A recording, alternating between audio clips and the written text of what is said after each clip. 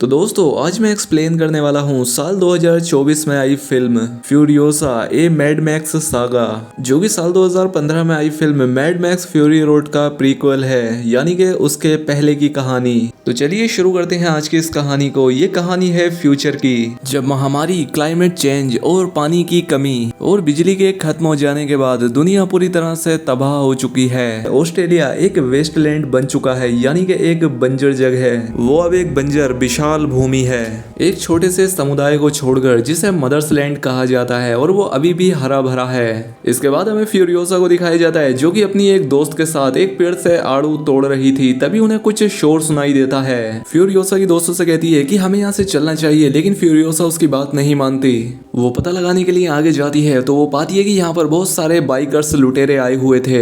इसलिए फ्यूरियोसा उनकी बाइक के गैस पाइप काटने लगती है, लेकिन जब वो दूसरी बाइक का पाइप काटने वाली होती है तभी उसे एक बाइकर देख लेता है। फ्यूरियोसा तुरंत उसके पैरों पर चाकू से हमला करती है और अपने समुदाय के लोगों को अलर्ट करने के लिए सीटी बजाने लगती है। वो यहाँ से भागने लगती है, लेकिन वो बाइकर उसे पकड़ लेता है। वो अपनी चाबुक से उसे पकड़ लेता है और उसे अपहरण करके अपने साथ ले जाने लगते हैं। जल्द ही फ्यूरियोसा की माँ मेरी और उसके कबीले के कुछ योद्धा उन बाइकर्स का पीछा करना शुरू कर देते हैं। मेरी उनमें से एक बाइकर को गोली मार देती है और बाद में उसे अपने ब्लेड से मारकर उसकी बाइक चुरा लेती है।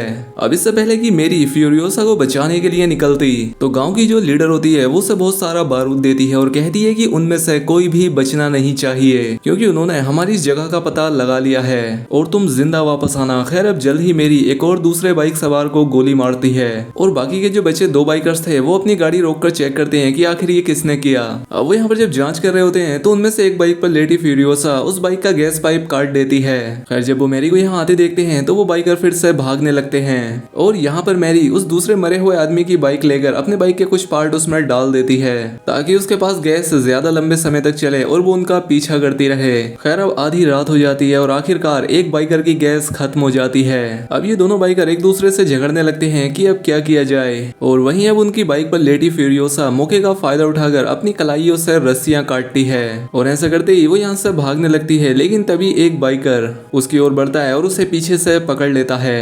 खैर अब सुबह हो जाती है और मैरी को पता लगता है कि वो बाइकर्स अपने समुदाय, अपने कैंप में पहुंच गए हैं, लेकिन इससे पहले वो एक और बाइक सवार को गोली मारने में सफल हो जाती है। अब सिर्फ एक ही बाइक सवार रह गया था जिसके पास फ्यूरियोसा थी। वो अपने कैंप में जाकर अपने दोस्तों को बताता है कि मैंने एक खास तरह की कुदरती जगह को खोज लिया है। अब वो फ्यूरियोसा को अपने लीडर के पास ले जाने की कोशिश करता है, लेकिन तभी फ्यूरियोसा बाइक से कूद जाती है और उसकी गर्दन फंसाकर उसके हथियार को बाइक के पहियों में फेंक देती है। खैर अब इसके बाद फ्यूरियोसा और उस घायल बाइक राइडर को इनके लीडर डेमेंटस के पास लाया जाता है, लेकिन डेमेंटस के सवालों का जवाब देने से पहले ही उस बाइक राइडर की जान चली जाती है। अब डेमेंटस फ्यूरियोसा से पूछता है कि बताओ बेटा, तुम कहाँ से आई हो, तुम्हारी जगह का क्या नाम है, लेकिन फ्यूरियोसा उसे कुछ भी बताने से इनकार कर देती है। उससे जगह का पता लगाने के लिए डेमेंटस उसे अपने पास रख लेता है और उससे बहुत ही अच्छा व्यवहार करता है। वहीं कैंप के बाहर हमें मेरी को दिखाया जाता है, जिसने उस बाइक सवार को मारा था। वो उसका कवच ले लेती है और एक बड़े से रेत के तूफान के साथ उनके कैंप में घुस जाती है। वो यहाँ आकर लोगों को मारने लगती है और फ्यूरियोसा के टेंट का पता लगा लेती है।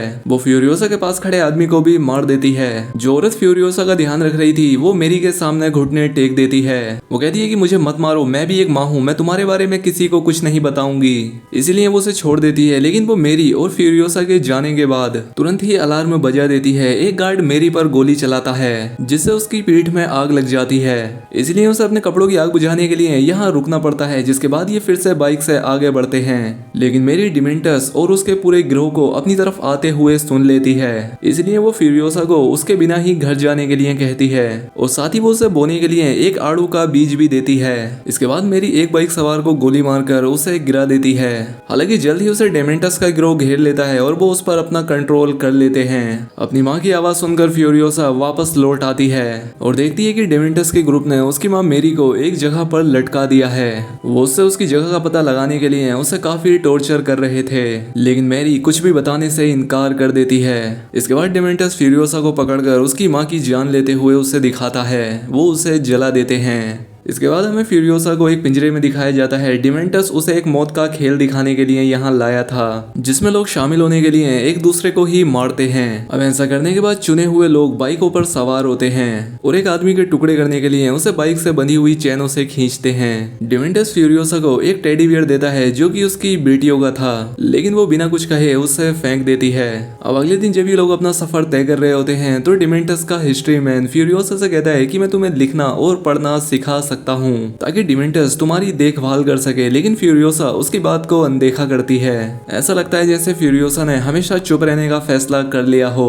अब एक रात फ्यूरियोसा को पिंजरे में थैलों के बीच से एक स्याही मिलती है जिसे वो अपने हाथ पर एक नक्शा बनाती है ताकि वो अपने घर का रास्ता कभी ना भूल सके। खैर अब कुछ दिनों के बाद हमें दिखाया जाता है कि डिमेंटस का ग्रुप वेस्टलैंड की खोज कर रहा था और तभी उन्हें आसमान में एक लाल धुएं का इशारा मिलता है। वो उस तरफ जाते हैं तो उन्हें वहां पर एक लोन वॉर बॉय मिलता है। ये इमोर्टन जो का एक सैनिक होता है। डिमेंटस उससे उसकी जगह के बारे में पता करता है। वॉर बॉय को लगता है कि शायद ये सिटाडेल के बारे में बात कर रहा है, इसीलिए वो उसे अपनी जगह पर ले जाता है। जब ये लोग वहां पर पहुंचते हैं तो वहां रहने वाले सभी सर्वेंट डर के मारे छिपने लगते हैं। यहाँ आकर डिमेंटस इनके लीडर से मिलने की मांग करता है और साथ ही कहता है कि अगर तुमने हमारी बात नहीं सुनी तो हम तुम पर हमला कर देंगे, हम तुम्हें चोट पहुंचाएंगे और अगर तुम हमारी बात सुनते हो तो हमें एक अच्छा सौदा हो सकता है। अब इसके बाद यहाँ पर इनका बॉस इमोर्टन जो आता है और इमोर्टन जो का एक साथी डिमेंटस से बात करता है। वो कहता है कि बात आगे बढ़ाने के लिए तुम्हें हमारे एक वॉर बॉय को चुनना होगा।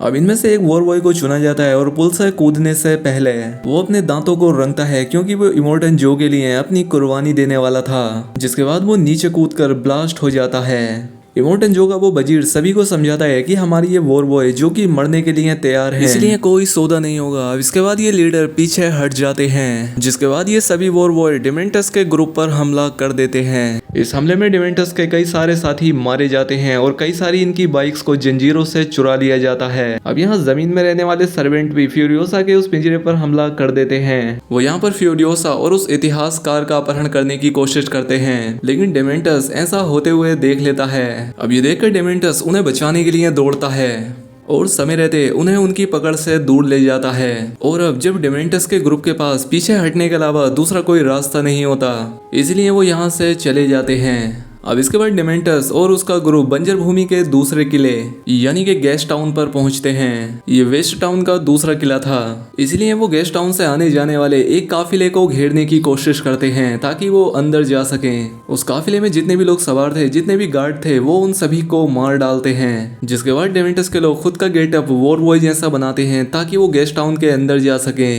वो अपना पूरा काफिला वापस गेस्ट टाउन की तरफ ले जाने लगते हैं, जबकि डिमेंटस और बाकी लोग उनका पीछा करते हैं, ये दिखाने के लिए कि उन पर हमला हो रहा है। पहले तो गेस्ट टाउन का लीडर ये सोचकर कि कुछ गड़बड़ है गेट खोलने से इनकार कर देता है, लेकिन डिमेंटस इसे असली दिखाने के लिए उस काफिले में सवार अपने ही लोगों को मारने लगता है, जिससे अंदर बैठे लोगों को लगता है कि शायद हमारे लोगों पर ही हमला हो रहा है, इसीलिए वो गेट खोलने का ऑर्डर दे देते हैं। वो लोग बाइकर्स को तो अंदर नहीं आने देते, लेकिन ट्रक अंदर पहुंच जाता है। लेकिन डिमेंटस के लोग ट्रक के अंदर छिपे हुए थे, वो जल्दी से बाहर आते हैं और यहाँ के लोगों को होस्टेज बनाकर गेट खोलने के लिए कहते हैं, इसलिए उन्हें गेट खोलना पड़ता है और डिमेंटस अपने सभी लोगों के साथ अंदर घुस जाता है। डिमेंटस पूरे गेस्ट टाउन पर कब्जा कर लिया जाता है, जिसके बाद इस टाउन के लीडर की उंगली काटकर इमोर्टन जो को भेजी जाती है और अब इसीलिए इमोर्टन जो उसके साथ मीटिंग करने को तैयार हो जाता है। अब डिमेंटस गेस्ट टाउन के लीडर को यहाँ लेकर आता है। गेस्ट टाउन के लीडर इमोर्टन जो से कहता है कि ये पागल है, जो भी ये कहता है वो मान लो, लेकिन जो के बेटे डिमेंटस पर हमला करते हैं, जिससे डिमेंटस के हाथ से वो ट्रैप छूट जाता है और गेस्ट टाउन के लीडर की जान चली जाती है। इसके बाद डिमेंटस इन्हें बताता है कि मैंने पूरे गेस्ट टाउन में बॉम्ब लगाए हैं और मुझे ही उन बॉम्ब्स का पासवर्ड पता है, तो मुझसे ठीक से बात करो, डील ठीक से होनी चाहिए। तो अगर तुमने मुझे गेस्ट टाउन का नेता नहीं बनाया तो मैं उस शहर को उड़ा दूंगा। तभी यहाँ पर इमोर्टन जो का ध्यान फ्यूरियोसा पर जाता है। डिमेंटस कहता है कि ये मेरी बेटी है, लेकिन फ्यूरियोसा उसकी बेटी होने से इनकार करती है। वो बताती है कि इसने मेरी माँ को मार डाला। अब आखिर में जो फ्यूरियोसा और डिमेंटस के एक मैकेनिक के बदले डिमेंटस को गेस्ट टाउन देने के लिए तैयार हो जाता है। अब डिमेंटस पहले तो इस बात के लिए नहीं मानता, लेकिन बाद में वो तैयार हो जाता है और फ्यूरियोसा से अपने भालू को लेकर यहाँ से चला जाता है। बाद में जो अनाउंस करता है कि फ्यूरियोसा बड़े होने के बाद मेरी एक और वाइफ बनेगी। इसीलिए फ्यूरियोसा को उसके बाकी वाइफ्स के पास ले जाया जाता है। जो यहाँ पर बाकी की औरतें थी वो फ्यूरियोसा से बहुत ही अच्छे से पेश आती हैं। अब उनमें से एक दिन एक औरत एक बच्चे को जन्म देती है, लेकिन वो लड़की होती है और जो को सिर्फ लड़के चाहिए थे। इस दौरान जो का बेटा फ्यूरियोसा के बालों को छू रहा होता है, लेकिन वो यहाँ से चली जाती है और एक जगह पर आकर अपनी माँ का दिया हुआ वो आड़ू का बीज अपने बालों से निकालती है, जो कि उसके पास अभी भी है। अब वो यहाँ पर अपने बालों को काटना शुरू कर देती है। वो जाले और मोमबत्ती के मोम से एक बिग बनाती है ताकि दूसरों का ध्यान उस पर ना पड़े। खैर अब इसके बाद हमें दिखाया जाता है कि जो का वो बेटा फ्यूरियोसा को अपने कमरे में ले जाता है और वो यहाँ पर उसका फायदा उठाने की कोशिश करता है, लेकिन जब वो उसके बाल पकड़ता है तो फ्यूरियोसा यहाँ से भाग जाती है और उसकी बिग उसके हाथ में रह जाती है। फ्यूरियोसा यहाँ से जाकर एक पुल के नीचे छिप जाती है। वो उसका पीछा करते हुए यहाँ पर आता है, लेकिन यहाँ पर उसका भाई उसे देख लेता है। वो उससे कहता है कि क्या बात है, लेकिन वो किसी भी परेशानी में ना पड़ने के लिए उसे कुछ भी नहीं बताता। वो उसकी बिग को फेंक देता है और उसे ढूंढे बिना ही यहाँ से चला जाता है। खैर अब समय बीतता है और फ्यूरियोसा खुद को एक लड़के के रूप में ढाल लेती है। वो हमेशा चुप रहती थी, इसीलिए उसे इनके कामकाजी दल में शामिल कर लिया जाता है। वो चढ़ने और कूदने में बहुत ही ज्यादा अच्छी थी, इसलिए वो जल्द ही पुराने वाहनों को उठाने के लिए जंजीरों को संभालने वाले मैकेनिक के बीच अपनी एक जगह बना लेती है। 15 साल बीत जाते हैं और किसी को पता नहीं लगा कि फ्यूरियोसा एक लड़की है, क्योंकि वो चुप रहती है और वो इन 15 सालों में जो के काम के लिए वफादार भी रही है। अब एक दिन यहाँ के मैकेनिक्स को एक नया शक्तिशाली वॉररिग बनाने के लिए कहा जाता है और इस बनाए हुए बड़े से ट्रक को बोमी नौकर नाम से जाना जाता था और साथ ही एक प्रेटोरियन जैक द्वारा चलाया जाएगा, जिसे कि अभी तक सड़क पर चलने का सबसे ज्यादा एक्सपीरियंस है। अब बहुत कड़ी मेहनत करने के बाद जैक अपने पहले सफर पर निकलता है, लेकिन जल्दी उसे डेमेंटस के पूर्व गिरोह के कुछ लोग आकर घेर लेते हैं, जो कि काफी खतरनाक हो गए हैं। उन्होंने अब अपना एक और ग्रुप बना लिया है। वो ऊपर से रिक पर हमला करने के लिए बाइक से जुड़े पैराशूट से उस पर हमला करते हैं। अब वो इनसे लड़ते हैं और वो एक एक करके मारे जाने लगते हैं। जैक लगातार गाड़ी चलाता जाता है और साथ ही उन लोगों को मार भी रहा था। फ्यूरियोसा भी इसी काफिले का एक हिस्सा होती है। वो एक बाइक पर होती है। वो इस रिक के नीचे पहुंच जाती है और उसे दुश्मन के एक बॉम्ब से बचा लेती है। अब यहाँ पर मैकेनिक की भी जान चली जाती है, इसीलिए वो रिक को ठीक करने के लिए उसके टूल्स ले लेती है। अब जैसे ही दुश्मन रिक पर हमला करते हैं वो उसके नीचे कुछ डायनामाइट छोड़ देते हैं, लेकिन फ्यूरियोसा उस बाइक सवार को लात मारकर उस एक्सप्लोजिव को डिफ्यूज कर देती है। अब जल्द ही बाइकर्स रिक पर चढ़ना शुरू कर देते हैं। अब जैक तेजी से जिग जैक होकर ट्रक को चलाता है और काफी सारे लोगों को नीचे गिरा देता है। वो उन्हें कुचलता जाता है। जैक और भी तेजी से अपने ट्रक को भगाने लगता है, लेकिन जितने भी बाइक राइडर थे वो पैराशूट से ऊपर उड़कर नीचे बॉम्ब फेंक रहे थे। तभी एक बाइक रिक के ऊपर गिरती है, जिससे उसका रेगुलेटर टूट जाता है और इससे गाड़ी की स्पीड स्लो हो जाती है। फ्यूरियोसा जल्दी से उस रेगुलेटर को उठाकर उसे फिर से जोड़ देती है, जिससे कि गाड़ी की स्पीड बढ़ जाती है। और यहाँ पर जैक को पहली बार पता लगता है कि फ्यूरियोसा एक लड़की है। इस ग्रुप का लीडर खोपड़ी मार लगातार एक पैराशूट पर बैठकर इन पर फायरिंग कर रहा था, जिससे एक और छोटा बच्चा मर जाता है। इसके बाद फ्यूरियोसा तीर से मारकर उसे खींचने लगती है और ट्रक के पीछे बने एक खास तरह के ट्रैप को चला देती है, जिससे वो उसमें फंसकर मारा जाता है। खैर अब जब सभी लोग मारे जाते हैं तो फ्यूरियोसा जैक के सर पर बंदूक रख के उससे गाड़ी रोकने को कहती है, लेकिन जैक उसे यहाँ पर गिराकर चला जाता है। अब यहाँ पर फ्यूरियोसा अकेली इस बंजर रेगिस्तान में रह गई थी। कुछ देर के बाद जैक वापस लौट कर आता है और कहता है कि अगर तुम किले से बचकर भागना चाहती हो तो जहाँ तुम जा रही हो वो जगह और भी बुरी है, क्योंकि वो डीजलगढ़ है जहाँ डेमेंटस का कब्जा है। मैंने अपना काफिला खो दिया है और मुझे फिर से शुरुआत करनी होगी, इसीलिए तुम मेरे साथ आ सकती हो और अगर हमारे इस सफर पर तुम बच जाती हो तो तुम अपनी मंजिल पर जा सकती हो। और अब इसीलिए फ्यूरियोसा जैक के साथ चली जाती है। वो अपने घर लौटने की तैयारी कर रही थी। खैर अब इसके बाद जैक अपनी एक टीम के साथ अपना ट्रक लेकर उस जगह पहुंचता है जहां बुलेट बनती थी। यहाँ आते ही उसके आदमी ट्रक का माल खाली करने लगते हैं। यहाँ पर एक आदमी जैक से कहता है कि डेमेंटस डीजलगढ़ की बर्बादी कर रहा है और हम पर इल्जाम लगा रहा है। यहाँ पर जैक को एक बंदूक दी जाती है और कहा जाता है कि वो इमोर्टल जो से मिलकर एक बैठक बुलाए। जैक वो बंदूक रास्ते में फ्यूरियोसा को देता है और उसे कहता है कि वो जब चाहे यहाँ से जा सकती है। वो उसके खाने पीने और गाड़ी का इंतजाम कर देगा, लेकिन अभी तुम्हें कुछ दिन इंतजार करना होगा। इसके बाद हम देखते हैं कि फ्यूरियोसा एक सपना देखती है और वो एक चाकू से हमला करती है, लेकिन जब वो देखती है तो वहाँ पर जैक होता है। फिर हम देखते हैं कि डेमेंटस एक टैंकर खाना और एक टैंकर पानी लेकर डीजलगढ़ जाता है। डेमेंटस के लोग उसे अंदर ले जाते हैं। यहाँ आने पर पता लगता है कि डेमेंटस के लोग यहाँ के लोगों पर काफी जुल्म कर रहे हैं। डेमेंटस जैक से कहता है कि मैं इमॉर्टल जो से मिलना चाहता हूँ क्योंकि यहाँ की हालत काफी खराब है। जैसे ही खाना बाहर आता है लोग उस पर बुरी तरह से टूट पड़ते हैं, इसलिए डेमेंटस जैक से कहता है कि तुम्हें यहाँ से जल्दी निकलना होगा। लेकिन जैक कहता है कि मैं बिना पेट्रोल के नहीं जा सकता। लेकिन यहाँ पर जब माहौल और बिगड़ने लगता है तो डेमेंटस कहता है कि अगर जान बचानी है तो जल्दी से मेरे पीछे आओ। खैर ये किसी तरह से डीजल घर से बाहर निकल आते हैं। उन आदमियों में से एक ने फ्यूरियोसा को चाकू मार दिया था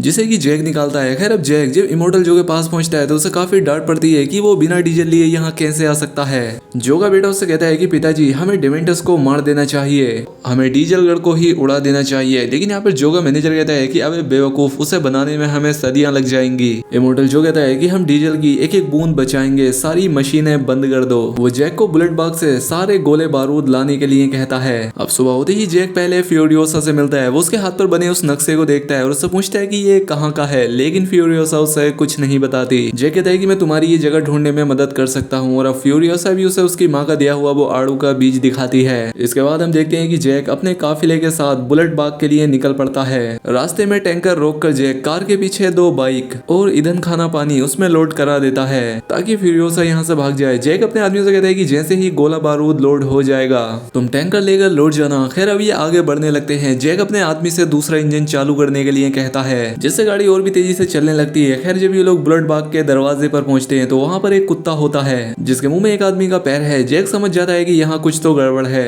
तभी फायरिंग शुरू हो जाती है क्योंकि डेमेंटस ने यहाँ भी कब्जा कर लिया था।